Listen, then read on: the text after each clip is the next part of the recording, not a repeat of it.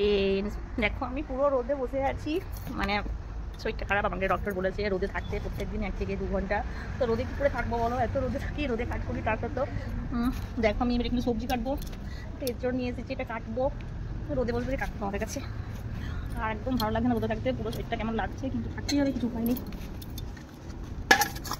দেখো এখানে ফোনটা রাখছি, মানে রোদে বসে আমাকে সবজি কাটতে হবে। কত বড় আমাকে শাস্তি পেতে হচ্ছে, আর পুরো রোদটাতে না হলে বলছে শরীর ঠিক হবে না। আর পুরো রোদটাকে পুরো গা হাতটা পুরো পিট করছে পুরো শরীরটা।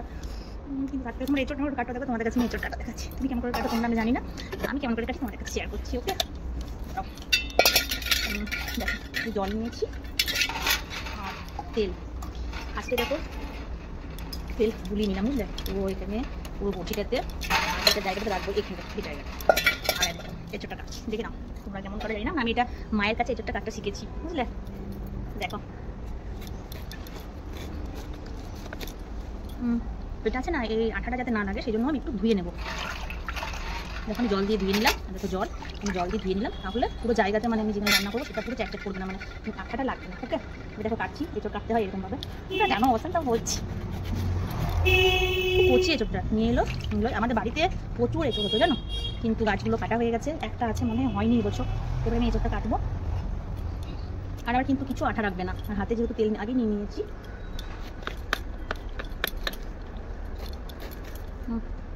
জলের মধ্যে রেখে দিলাম। দেখো 1 ঘন্টা কি রোদে থাকা যায় বলো, পুরো অত্যাচার হচ্ছে, আমার পুরো গল্প হচ্ছে রোদে, কিন্তু কিছু করার নেই।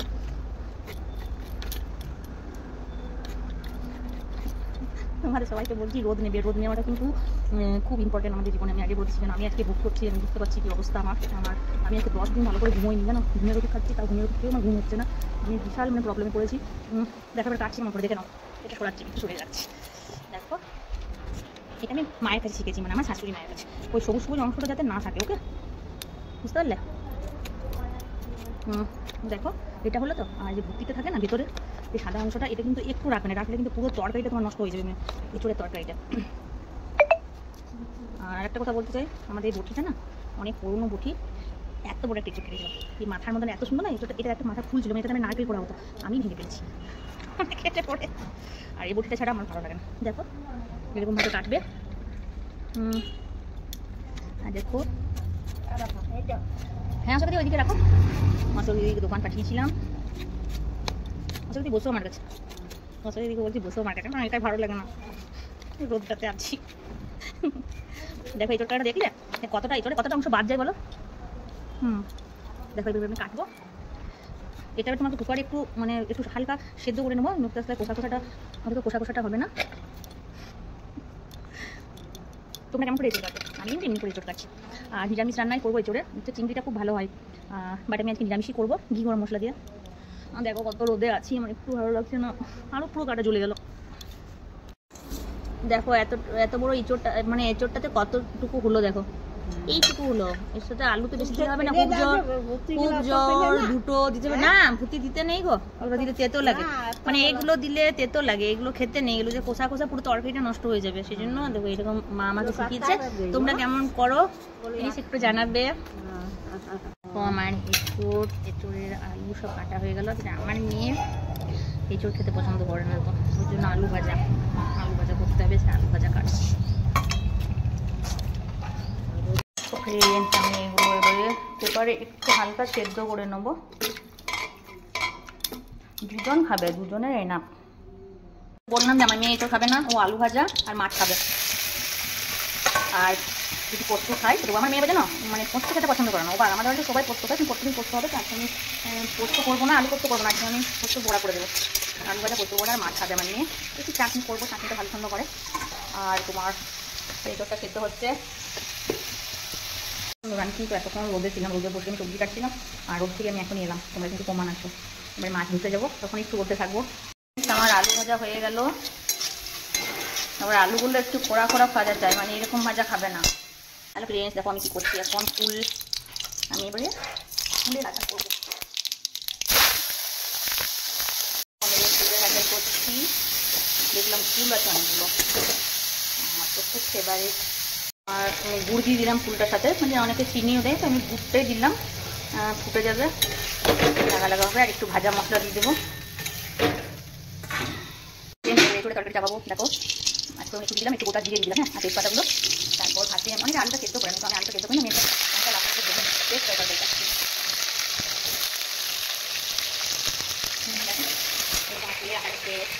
এটাতে আদা, জিরে, গোলমরিচ, ধনে, ঠিক আছে, তাহলে সব আমি একসাথে বেটেছি। তারপর ওটার সাথে নুন, হলুদ, একটু মশলা, আমার আলাদা মিক্স মশলা, মানে অনেক রকম থাকে, মিক্স মশলা একটু নিয়েছি। আর তোমার একটু হালকা স্বাদ মতো একটু চিনি, মিষ্টি একটু ভালো লাগে, সবগুলো আমি রেডি করে রেখেছি। আর হ্যাঁ, অবশ্যই একটু শাহি গরম মশলা দেবো, এটা দিলে খুব টেস্ট হয়। তো ফ্রেন্ডস, একটু শাহি গরম মশলা দেবো, একটু দেবো, বেশি না। আলুটাকে লাল লাল করে দিতে হবে, একটু ভালো করে না থাকলে ভালো লাগে না। আর এটা আমি এটা একটু হালকা সেদ্ধ হয়েছে, আমি একটু চেকে নেবো। ফ্রেন্ড, সেদ্ধ হয়ে গেছে হালকা, এটাকেও এবারে ভাজবো আমি আলুটার সাথে। লাল প্রায় ভাজা হয়ে গেছে। তারপরে আমি দেখো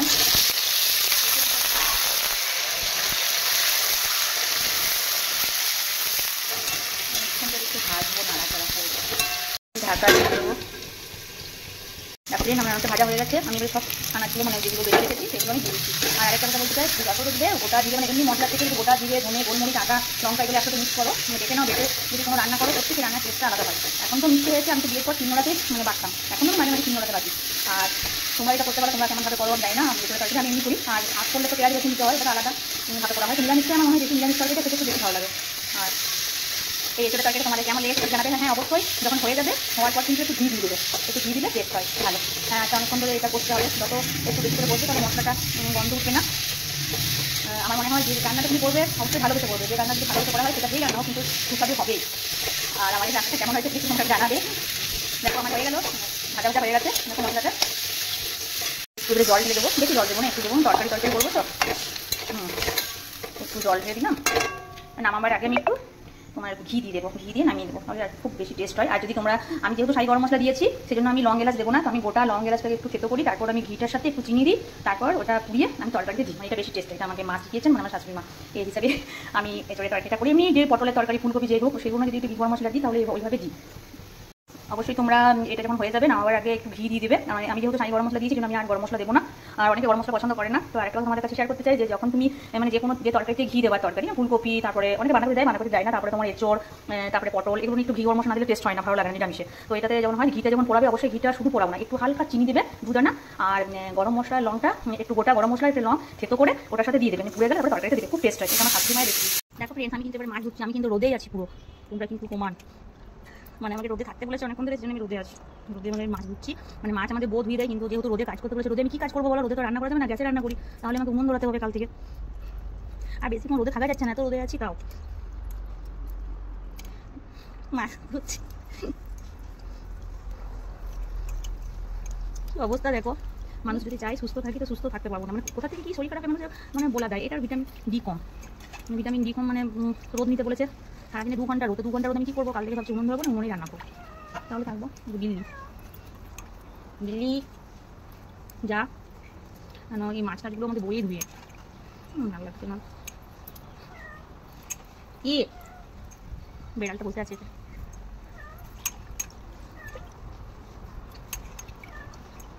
তোমাদের প্রত্যেককে বলতে চাই নিজের শরীরে যত্ন নেবে, আমার কেউ করো না। আর হ্যাঁ, রোদটা দেখো খুব ইম্পর্টেন্ট, রোদটা নেওয়া। আমরা ভাবি যে সবসময় বাড়িতে সবাই থাকি, মানে যে এই যে ঘোরাঘুরি করছে, আমাদের তো ওখানের মধ্যে প্রচুর রোদ, মানে আমাদের সকাল 8:30 থেকে একদম বিকেল 4:30 পর্যন্ত পুরো রোদ থাকে, শীতকাল পর্যন্ত। তো উঠোনটা আমাদের বিশাল বড়, আমাদের কাছে চেয়ারও করেছি, তো উঠোনেতে আমার বড় কাপড় মেলা থাকে, এরকম বইয়ের সাথে কথা বলি, এরকম রোদে আমার আশাই হয়। কিন্তু কী জানি এটা আমার কী হলো, একদম বলছে ভিটামিন ডি কম, মানে ওই জন্যই আমি একটু অসুস্থ আছি, শরীর মানে প্রচণ্ড খারাপ, 10 দিন ধরে আমার শরীর প্রচণ্ড খারাপ, কোনো মানে ডাক্তার মানে ধরতে পারছিলেন না। আর এমনকি আমি 2 দিন অ্যাডমিটও ছিলাম, তাও আমার ঠিক হয়নি, লাইন চলেছে তাও। তারপর কালকে রিপোর্টে ধরা পড়লো ভিটামিন ডি কম, 2 ঘন্টা রোদে থাকতে হবে। আর সেই জন্য রোদে থাকতে তোমাদের কাছে কাজ করছে, ভিডিওটা শেয়ার করছি, যাতে আমাকে কেউ না বকাবকি করে যে আমি রোদে থাকি না। সবাই তোমরা একটু রোদটা গায়ে নেবে, রোদ নেবে। আমি চাই না যে আমার মতো কারো এরকম শরীর খারাপ হোক। দেখো আমার মাছ ধোয়া হয়ে গেল, কতক্ষণ থাকবে তুমি রোদের মধ্যে, কতক্ষণ থাকবে বলো তুমি?